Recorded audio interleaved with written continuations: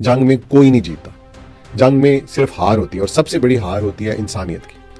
इसमें जो आम लोग हैं वो मरते हैं, उनकी ज़िंदगियां जाती हैं, बच्चे हमने देखा किस तरह बेचारे शहीद होते हैं, घर उजड़ जाते हैं, नस्लें तबाह हो जाती हैं। जब ये जंग ख़त्म होगी, अगर ये कोई जल्द ख़त्म हुई, तो ईरान बहुत बुरी तरह वो तबाह कर चुके होंगे, जो हम पहले देख चुके हैं। फ़लस्तीन है, हमने अभी गाज़ा देखा, हमने अभी इराक़ देखा था, फिर अभी अफ़गानिस्तान में भी उन्होंने यही किया। तो ये वो अपने उसी मिशन पे हैं, उन्होंने इसको बिल्कुल ख़त्म कर देना है। इसी तरह ये भी जंगें जो हैं, इसमें हम देख रहे हैं कि इजराइल एक नैरेटिव बना रहा है, मजहबी नैरेटिव। इस तरह अमेरिका एक इस वक्त नैरेटिव बना रहा है, मजहबी नैरेटिव। हालांकि इनके अज़ाइम जो हैं वो बिल्कुल मजहबी नहीं है। व्यूअर्स, अलीगढ़ इंस्टीट्यूट जो हमारा फोरम है, हम एक अच्छी कॉज के लिए काम कर रहे हैं। हमारे जितने भी फोरम्स हैं, चैनल्स हैं, यूट्यूब, इंस्टा, फेसबुक, ट्विटर और टिकटॉक, इनको आप लाइक कीजिए, फॉलो करें और शेयर करें। डॉक्टर साहब, अमेरिका ईरान इसराइल जंग तीसरे हफ्ते में दाखिल हो गई है।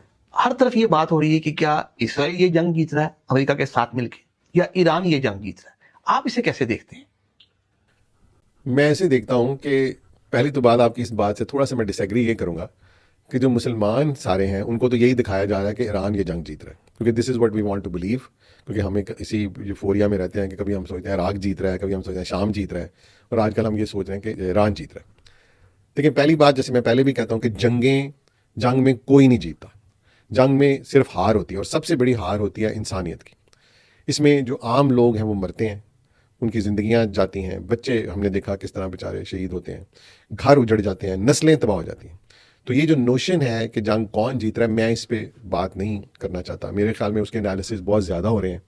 Time will tell. लेकिन मुझे ये पता है कि जब ये जंग ख़त्म होगी, अगर ये कोई जल्द ख़त्म हुई, तो ईरान बहुत बुरी तरह वो तबाह कर चुके होंगे, जो हम पहले देख चुके हैं। फ़लस्तीन है, हमने अभी गाज़ा देखा, हमने अभी इराक़ देखा था, फिर अभी अफ़गानिस्तान में भी उन्होंने यही किया। तो ये वो अपने उसी मिशन पे हैं, उन्होंने इसको बिल्कुल ख़त्म कर देना है कि ये अगर जंग दरमियान में भी कहीं ख़त्म हो जाए, जैसे इराक़ अमेरिका की जंग में हम नहीं कहते कौन जीता, इराक़ भी वही है, लेकिन इराक़ ख़त्म हो गया। इस तरह ईरान भी वो ख़त्म कर देंगे। अगर वो इसके ऑयल पे ना भी कंट्रोल कर सके, लेकिन उसको इतना वो मफलूकुल हाल कर देंगे, जो कि बेचारा ऑलरेडी 47 साल से सेंक्शंस में था, बड़ी मुश्किलात थी। तो इसलिए इसको मैं इस तरह नहीं देखना चाहता कि ये जंग कौन जीतेगा। इसमें इंसानियत एक दफ़ा फिर हारने जा रही है। डॉक्टर साहब, इंसानियत इतनी आगे आ गई, फिर भी ये जंगें क्यों खत्म नहीं होती? देखिए, जंगें जो हैं ये बेसिकली कुछ ताकतवर जो लोग हैं उनके अज़ाइम पर होती हैं, उनके एजेंडाज होते हैं, सियासी हों, मजहबी हों, मुआशी हों।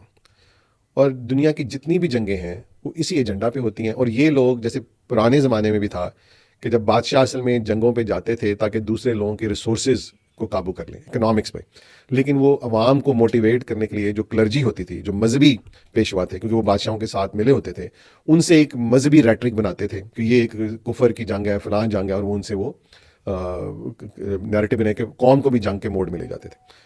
जदीद दौर में फिर यही हो रहा है। हिटलर ने, आपने देखा, उसने एक नैरेटिव इस्तेमाल किया नेशनलिज्म का, और वो सारा, और उसने उसके ऊपर पूरी कौम को मोटिवेट कर लिया, और फिर पूरी कौम ने उसकी सज़ा भुगती।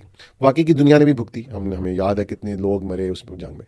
इसी तरह ये भी जंगें जो हैं, इसमें हम देख रहे हैं कि इजराइल एक नैरेटिव बना रहा है, मजहबी नैरेटिव।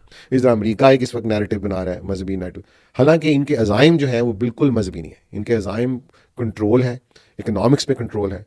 और ये जो कौमें होती हैं, ये जो लीडर्स होते हैं, ये बहुत रूथलेस होते हैं। ये इंसानी जानों को बिल्कुल कोई इसको वैल्यू नहीं करते। और आप देख रहे हैं कि वो किस तरह ईरान के ऊपर जब बॉम्बिंग कर रहे हैं, तो ना उनके स्कूल देख रहे हैं, ना उनके हस्पताल देख रहे हैं, ना उनके आम आवाम के रहायशी इलाके देख रहे हैं। तो ये जंगें कुछ लोगों की, जैसे मैंने बताया, उनके वेस्टेड इंटरेस्ट हैं, कुछ लोगों की ईगोज़ हैं, जिसकी बेस पे एक इंसानियत को कुर्बान किया जाता है।